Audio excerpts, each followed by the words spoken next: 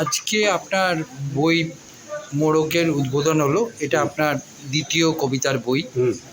আইনজীবীর পাশাপাশি একটা কবিতার ছন্দ, এটা কিভাবে সময় করে ওঠে?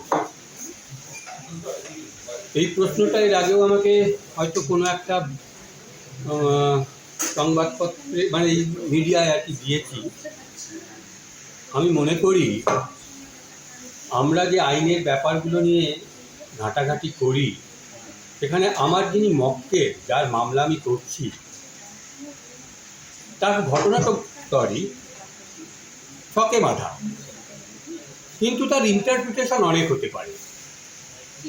একটা কথা, তার ইন্টারপ্রিটেশন কিন্তু আমরা আমাদের কল্পনা দিয়ে এস্টাবলিশ করি, বাস্তবের ঘেঁষাঘেঁষি করে। তা কল্পনা ছাড়া কিন্তু আইন ব্যবসা করা যায় না। কল্পনা শক্তি, চিন্তা শক্তি, অ্যানালিটিক্যাল মাইন্ড, একটা শব্দের অনেক রকম অর্থ হতে পারে। যেমন একটা শব্দ শ্যাল, শ্যাল মানে আই শ্যাল ডু, কিন্তু কোনো একটা জায়গায় আছে আই মে ডু। এবার সুপ্রিম কোর্ট কিন্তু কোনো একটা মামলায় আজ থেকে বছর 30 আগে বলেছিল কোন কোন ক্ষেত্রে মে থাকলেও, MAY মে থাকলেও সেটাকে শ্যাল হিসাবে গণ্য করা হবে। তা সেই জন্য এই ইন্টারপ্রিটেশন, আর ইন্টারপ্রিটেশনের জন্য কিন্তু কল্পনা শক্তি দরকার।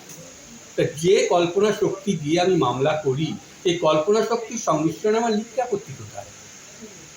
সেই জন্য আমার তো মনে হয় না যে কোনো ক্ল্যাশ আছে, আমার তো মনে হয় না কোনো রকম দ্বন্দ্ব আছে।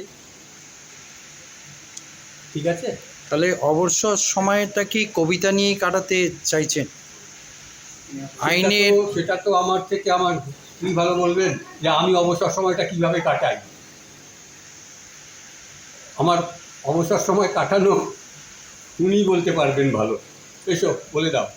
আচ্ছা, কবিতার বইয়ের নাম হচ্ছে হয়তো নয় সত্যি বাঁচা। কবিতার বিষয়গুলো কিভাবে ধরেছে?